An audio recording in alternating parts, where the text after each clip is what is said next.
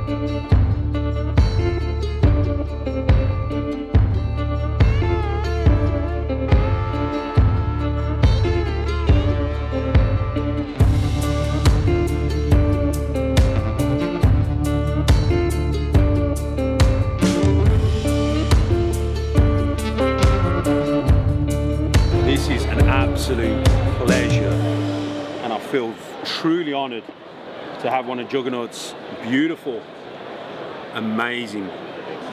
Wow. Just look at that. Dude. You can maneuver her too. She's fine. Dude, she's just like Turn her around. black tongue. Orange eyes. Wow. And just the quality of this snake is just, wow. You line breed these obviously for the quality. Is it a female? That's a female. These are babies right here too. Oh, those are her babies. Oh gosh. She's gorgeous. Truly honoured and truly blessed to hold one of the true legends of the YouTube community within the reptiles. Beautiful female. Wow. Dude, thank you. They're quiet because... Oh no, they'll let you know. If you're doing something wrong, they're gonna let you know.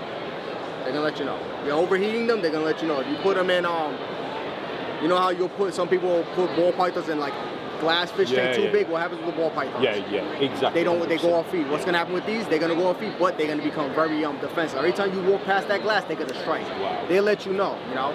Wow. She's gorgeous. She's beautiful. Stunning. Real tame.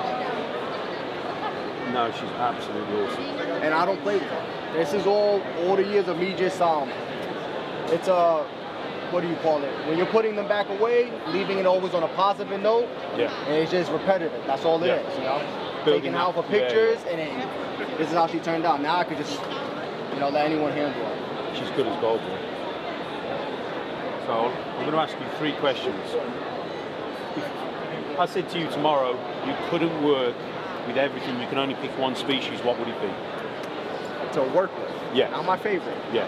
Well, that you can only work with. Blood pythons. Okay. Bloods. Yeah. Okay. And if I said to you tomorrow, right, you've got to get rid of all of them, apart from one species, which would be the first ones you'd just go, yeah, you can have them, take them? That I work with, or any species? Yeah. That you work with. So I know you work with quite a few species. Okay. So if I said to you tomorrow, right, you've got to get rid of everything, which would be the first ones that would be easy for you to come into your head and go, yeah, you can take those. You know what I'm saying? If I work with that, yeah. Come on, this is a hard question. Yeah, so I work with it though. Come on then, bro. Who did you not care for so much? Yeah. They take it away, man. Yeah. Ball pythons? Ball python? I can't do that. I can't do them that dirty. Okay, my first stick was a ball python. So. Oh, okay. So you got the love for the balls. Yeah. So let's make it easier for you. Which species do you less care for? Not in a negative way, obviously, just one that you like, yeah, they're pretty, but it's something I would never work with. Never work with? I wouldn't say never work with, but I don't care. Not in no rush to. Yeah. Maybe Walmers. Walmers. Okay, that's cool. That's cool. And what's your favourite hybrid? Super balls. Super balls. Okay. So guys, this is an absolute legend. I've heard this man's voice for the longest time now on the YouTube videos. And to see this guy, normally it's his beautiful other half that's normally, we see her in the background and stuff like that, working very hard. But this dude put a name and a face to the voice. This is your guy. So if you're not following Juggernaut Reptiles, I suggest you get onto his channel, check him out. He's an absolute awesome dude. Brother. Hey man, anytime. Thank you, man. Awesome, thank you. Thanks for everything. Hopefully you get into some blood pythons now. Dude, you keep pushing me, and I'm nearly there. I'm like, you got them out there, right? Dude, the magpies, I had one up here. There's a magpie. Yeah, that's a magpie right there. Yeah, and the super strong. Yeah, dude, they're awesome. Cool. There you go. There you have it. Get over, follow Juggernaut Reptiles on Instagram and on YouTube.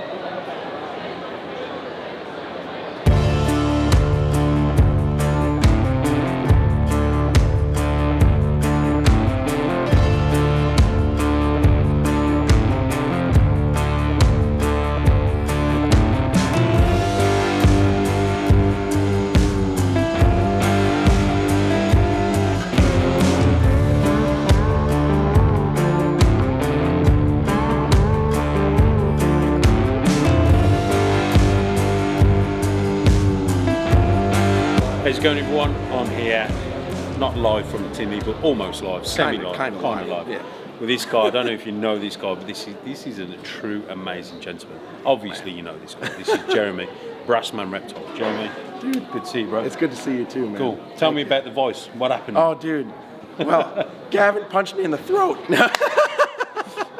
No, man. Tinley's just a crazy show. Yeah. It's a crazy show. I'm talking to everybody. I'm running around like a madman. Maybe drinking too much alcohol. Also, nothing wrong with that. So the voice is like it's on its way out. Dude, this is obviously, we spoke plenty of times. You know, you guys have had me on the show on your end, and I absolutely appreciated that. Absolutely. Obviously, Rob's can't be here today, unfortunately. Sadly, But Jeremy's here. Obviously, you guys have probably know Rob from Nerd. He was the facility manager over at Nerd, but he's pursuing his passion, which is music. Yes, sir. So you've moved south or north? Moved south. South. Yeah. Okay. Yeah. So how's the move? How's everything going? The move amazingly wasn't horrible. Yeah. It was rough moving all the racks. Yeah, for sure. That, I bet it was. Not a fan. Yeah. Not a fan of that. Yeah. Don't move your racks. Put them in there, leave them. But honestly, the trick was once I got everything down there, we had to get more electricity run into the basement. I was popping breakers. Wow. So for the first 6 or 7 weeks, I had half the room running normally, and the other half I was running ambient with a space heater. Okay. So it kind of worked, but I was like crapping my pants every day until we could finally get the electrician. It took about 6 weeks. Dude, that's just something that just blows my mind. Yeah, it was rough. At the show, sort of, obviously, you know, you do a lot of the show circuits. You were over in Daytona and stuff. Give people at home. Obviously, there's a lot of people who watch my channel who don't come to the US. Yeah. In comparison to size and content regarding what's in the show, I believe Tinley's probably the show. Yes, 100%. What's your feeling? You're the same. 100%. Yeah, I think Daytona. I tell people this all the time. Daytona or Tinley are the two shows you should go to when you come to the U.S. for bigger shows. Yeah. But Daytona's great because you're on the beach. It's summer. You can go hang out. You know. Yeah. Tinley is come see some badass animals and come hang out with amazing people. Yeah, definitely. That's what's about. And lose your voice at the same time. Not from being punched, but I'd never punch Jeremy. No, never. Yeah, so that's cool, man. I mean, obviously, you know, it's great to see for me what's going on inside and stuff, and the work that everyone puts into USR. You know, all the contributions, the donations towards the auction last night. Yeah. I'm going to get Phil Goss on in a minute. We're going to chat about what they raised, so we won't get into that. Yep. But I think it's ultimately so important to get all the community together. Don't you think? Yeah, 100%, dude. I tell people all the time. Somebody asked me, MJ asked me yesterday. He's like, "What if you were going to tell people that are getting into the industry now about USR? How would you explain it to them?" And I told him, "Well, it's simple. If you're getting it, you're only able to get into the industry now because of USR. Yeah. If it didn't exist, we would have been long gone many years ago. Yeah. So it's spreading the word. You know, the fact that Phil is not just doing things nationally. When there's a county alert in a state, he's putting in the work to get the word out for that. Yeah. I mean, this guy, it's like when you look at the president when they first get into office and when they leave and they look like two very different people. Yeah. I want to see before and after. Yeah, pictures. Yeah, because he's got a lot of stress going on, you know, constantly. with everything that's going on. Constantly, yeah. But no, it's this show. I love this show also for that fact of all the support that happens for USARC. You know, I mean, it's amazing. From donations to just you feel the community coming together in one big way. You know, and that's so impactful. Yeah. Yeah, I mean, for me to see it all, like I said, I'm so inspired when I come here. Yeah. It's just awesome, dude. So hell yeah. So guys, if you're not following Jeremy, which I highly recommend if you are not, which trust me, pretty confident everyone is. Hopefully if you're not, get over to Brassman Reptiles on Instagram. They've got a YouTube channel as well. Anything else you want to plug on there? I literally every social media avenue. So yeah, Instagram, YouTube, Facebook, TikTok. Sadly, I gave in. Wow. Yeah. Sorry. That's cool. But all Brassman Reptiles, the Reptile Talk podcast too. We're gonna have Gavin back on very soon. Round two. That's it, bro. Dude. Heck yeah, man. Thanks for everything. Absolutely. Thanks for everything you do for the community as well, dude. Thank you, man. You know, you're very, you're highly decorated in the community. I appreciate that, man. Thank you. So guys, again, I'll put a link to Jeremy's stuff down below. Get over and give him a follow. Fantastic guy. Thanks guys.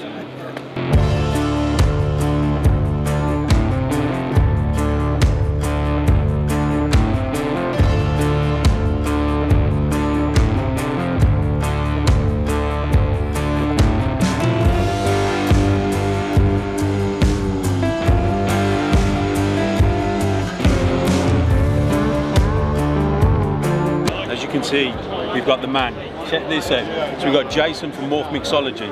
Jason, tell me, obviously you've told me, but let's tell people at home what it is you're doing for the USR. So I have lost it completely with 3D printing, apparently.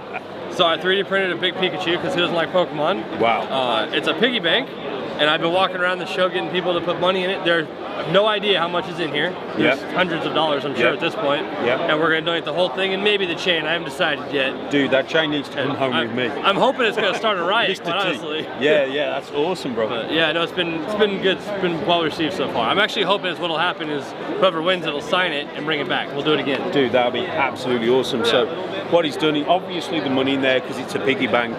He's going to put it up for auction. Hopefully the person that wins it at the auction will give the money back to the USR. More importantly, if they don't, I can't wait to see the room just ridicule the crap out of them. Oh yeah.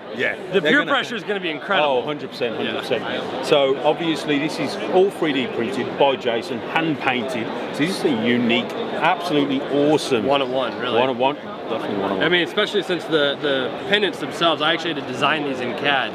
Wow. They obviously don't exist. Wow. So I had to make it myself. The chain, the file for the rest of the stuff already existed. I had to put it all together. Dude, I know who's probably going to bid on that. You? Yeah, obviously me. And also our good friend Bob.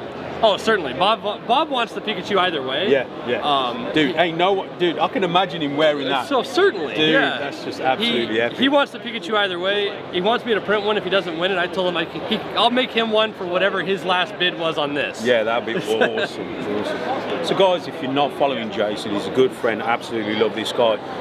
He's been a true inspiration to me. Make sure you hound him to get him back on YouTube because I know his YouTube videos have been a little bit slow.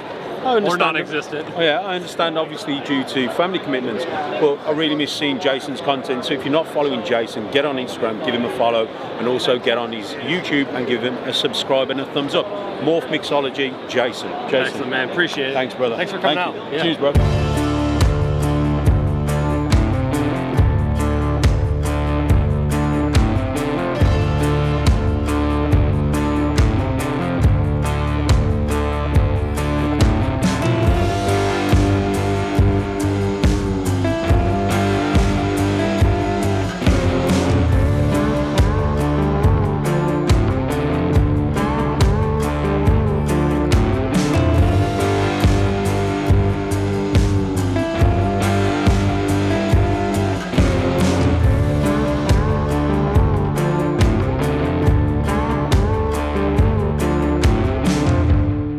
Guys, you know this guy. This is my man, Brian Cusco, the one, the only, the true legend, the man, the myth, almost as famous as Sasquatch himself, Bigfoot. Brian, thanks for joining me, man. Absolutely. It's good to see you again. Yeah, you too. A couple of questions. Sunset Project. You know this is a Bulls channel. Let's talk about the Sunset Project. Yeah, that's a balls thing. Oh, definitely. First of all, I want to say it was an absolutely amazing thing that you did when you gave a sunset to Brian. The other Brian, Barczyk. He's not as famous as this Brian, but he's working on it. He's working on it. really He's a hard work in every progress. day. He's a work in progress. Yeah. He'll get there one day. Yeah, hopefully. He keeps trying hard. Yeah, God loves a try. Yeah. So that was awesome. Well, you know, it was honestly just me repaying a kindness. You know, he helped me out in a big way with that project to start with, and just knowing everything he had gone through with that project as far as having animals stolen and just basically having a lot of that work ripped out from under him. Yeah. I saw basically no other option. It wasn't like I was like, oh, I'm going to do the nice thing today and do that. I felt it was almost... I don't want to say it was a duty either, because I had a choice. I didn't have to. I could have just kept all the animals I produced myself, sure. But I felt it felt like the right thing to do was to offer him an animal. give him the choice if he wanted one. As I was asking, because I didn't want to offend him either, because it'd be like, it's his project, he initiated it, he proved it out, he brought it in, he paid for the initial stuff, so I was like, let's ask first, and I was like, would you mind if I sent you one? And he said, yeah, I'd be for it, and I was like, great. I had my daughter pick one out, and just to make it even, I couldn't decide, like, how do I decide which one to send him? Send Brian. So I just let her pick, and she picked that one, and so I sent it off to him, and that was that. It's absolutely amazing. I mean, for me, that was, at the time when you did that as well, Sunset was he was kind of big money as well. So straight away, your generosity wasn't about the dollar, it was more about doing what was right. And that's something I found with you. You've always wanted to do the right thing, and that's a test of character, that's for sure. Well, the other thing is whatever's quicker to serve yourself, like, that works in a moment, but the more you're self-serving, then you just kind of, it doesn't lead to anything, at least what I've seen. In examples of other people, even when I've had moments of selfishness myself, I end up regretting it or just feeling like the worse for the wear, versus like if I am more community-minded and thinking about other people, it always like fulfills my soul, and then it also helps somebody else out, and then that kindness keeps going all the way around the whole world and community, and then it's just much more of a blessing for everyone. Yeah, I think giving back sometimes is, you may lose out in that short moment. You may lose, like you gave away a particular pricey animal and you lost in that short moment, but the bigger picture is far going to pay you back, maybe not in dollars, but in everything that you do now. You've got a friend for life now in Brian, and obviously the community saw what you did, so that was absolutely awesome. With the Sunset project, I feel that you've really concentrated on that project, and you've done some amazing stuff like the Enchi cinnamon stuff. To be fair, those are the predominant traits that I had to start with the head. I would say that I'm not the breeding the ball pythons there's definitely a business-ish side to it, but it's also very much a hobby, so I don't see myself as somebody who's setting any kind of like mark, or like breaking barriers or anything like that, like setting any kind of I don't know, not like a game changer in producing things. I got a little lucky, the fact that Enchi and cinnamon worked really well with Sunset. That was nice. Yeah, well, let me give you a bit of an insight on that. So I disagree with you. So I think you did make people go in a certain direction with the Sunset. I think you did show what Enchi and cinnamon did do and can do with Sunset.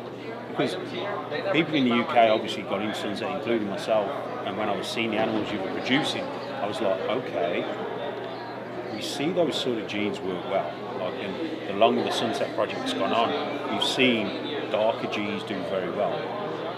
So I think you're not giving yourself enough credit, which is understandable, but for me, I think you did do very well with how you handled the project, what you did with the project, and moving forward with the project, I think you did really, really well. So I want to thank you on that. Yeah, thanks for saying that. The next step with the project is a long one for me, so it's like the fruit from my next idea with the project. It's possible that I may have grandkids before it's realized. And can you divulge on what you want to do? Yeah, it's basically Enchi, cinnamon, yellow belly, clown pied Sunset. Okay. And it's ways out. For me, I might be able to hit you up with something a little bit on that. So I've got some pet Sunset stuff which has got pied and Ultraman involved. So I might be able to hit you up, sort of give back something that you gave to the community. I might be able to sort you out. But we can discuss that another time. So that's your ball python stuff. I want to know a bit more about your other species. Retics and stuff. I got retics with the intention to breed them. That was my intention when I first started getting reticulate pythons, and I was getting females first, which, as you do when you're looking to breed most species of snakes, because pretty much all of them, females take longer to reach sexual maturity, of course. So that was the plan initially, and then I just kind of saw how many people were getting retics, and then a couple years later, after they got big, and there was a little bit more than they could handle than they thought they could. They're just kind of rehoming them or moving them on, and I just didn't feel that I had the draw or reach, or even I didn't want to be responsible for retics needing to be rehomed. So I decided not to breed them, but I also didn't want to do that for the same reason. Be like, okay, I'm not going to breed them, so I'm going to get rid of them. So I just kept them. Yeah. And they're my pets. They have names, and I take them out and climb in the trees and just enjoy them. You know, I love snakes. Yeah, I've been into snakes since I was a little kid. I was 4 years old Yeah. when I got my first pet snake. So it's not just like a, you know, Yeah. I just like snakes. Yeah. It's something undeniable. It's been in my blood since I was. Obviously, we're all come from a dinosaur type loving, background. So yeah, why not snakes? Okay, finish it up on a few questions. The first one is, what species you don't have that you would like to have? That I don't have. Bolin's python. Nice. Bolin's python would be sweet, and I think that's an answer for a lot of folks that are aware of different pythons. The iridescence on them, just the iridescence, but also like the personality. Like they're so confident. It's like they're very, very confident. They've got a really cool face. Like all the features are really cool, and just the way that they don't seem to be skittish. I've never seen one I've never experienced one. I've been fortunate enough to at least be in the presence of many of them, and they're always so confident. Like they're not head shy, and they're just really cool. So Bolin's python, as far as snakes go, one on your hit list. Yeah, it's up there. I'm not trying to get it anytime soon, but I've been also blessed enough to be able to get a lot of the animals that were on my dream list, snake, like indigo snake, blue beauty snake, and some of these other animals. Scrub python I really wanted. I have those animals. So pretty sweet. The other question is, living where you are, I see you do a lot of herping. So if there was one species that you haven't got locally, or you haven't caught, or you haven't gone out there and seen, what species would that be? Mountain king snake. Mountain kings are red, black, and white. I've gone out with Brian Gundy a couple times looking for him. We found lots of other cool stuff. We haven't found that. He's found them twice, I think. Wow. And that's a guy that herps 5 days. Brian's a good herper. But I'm actually going to go see him soon, and hopefully that'll be the time. If not, we'll just keep going until we find him. Okay. Well, Brian, I want to thank you for being on my channel. Always a pleasure. You are a friend. I class you as a friend. Again, got to get you over into the UK. Got to get you into the UK. So, whenever you do decide to come over to the UK, make sure you come over when we've got a Breeders' Club meeting, and we'll get you definitely looked after UK style. Sounds like a plan, man. Thanks, brother. Thanks, bro. Good to see you. Love it, man. Thank you. So obviously, hopefully all you guys are following Brian. If you're not, you disappoint me, but hopefully you are. If you're not, get over onto Instagram, give Brian a follow. Get over onto his YouTube, follow Brian as well. I love the uncut stuff that he does, and obviously he does the Triple B stuff as well. So this dude's got loads of content, and he's an absolute gem to the community. So thanks for everyone for tuning in. I hope you're all well. Take care, and we will definitely see you on the next one.